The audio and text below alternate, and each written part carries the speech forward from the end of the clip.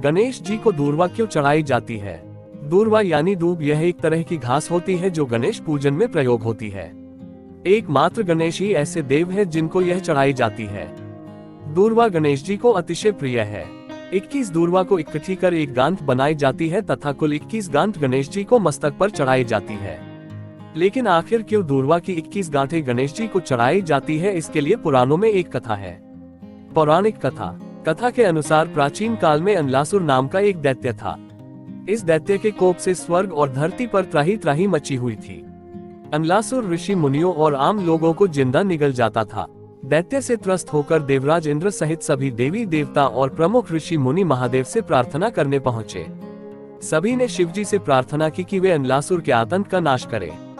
शिवजी ने सभी देवी देवताओं और ऋषि मुनियों की प्रार्थना सुनकर कहा कि अनलासुर का अंत केवल श्री गणेश ही कर सकते हैं। जब श्री गणेश ने अनलासुर को निगला तो उनके पेट में बहुत जलन होने लगी।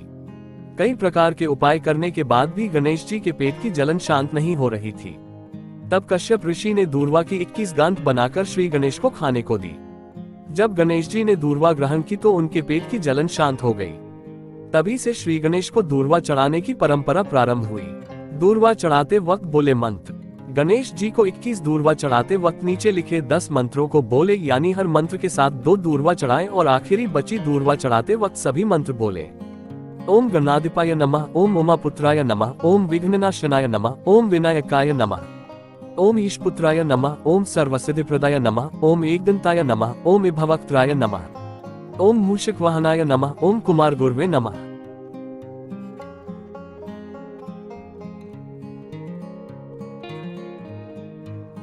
भगवान गणेश को क्यों नहीं चढ़ाते तुलसी?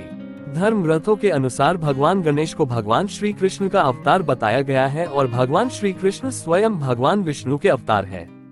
लेकिन जो तुलसी भगवान विष्णु को अत्यंत प्रिय है, इतनी प्रिय कि भगवान विष्णु के ही एक रूप शालिग्राम का विवाह तक तुलसी से होता है, वही तुलसी भगवान गणेश को अप्रिय है। इतनी अप्रिय कि भगवान गणेश के पूजन में इसका प्रयोग वर्जित है।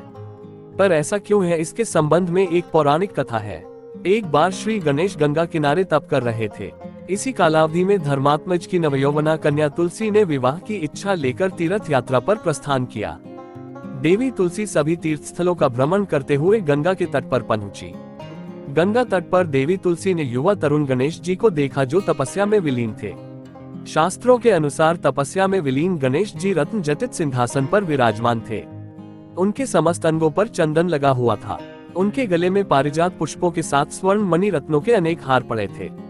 उनके कमर में अत्यंत कोमल रेशम का पीताम्बर लिपटा हुआ था। तुलसी श्री गणेश के रूप पर मोहित हो गई और उनके मन में गणेश से विवाह करने की इच्छा जागृत हुई।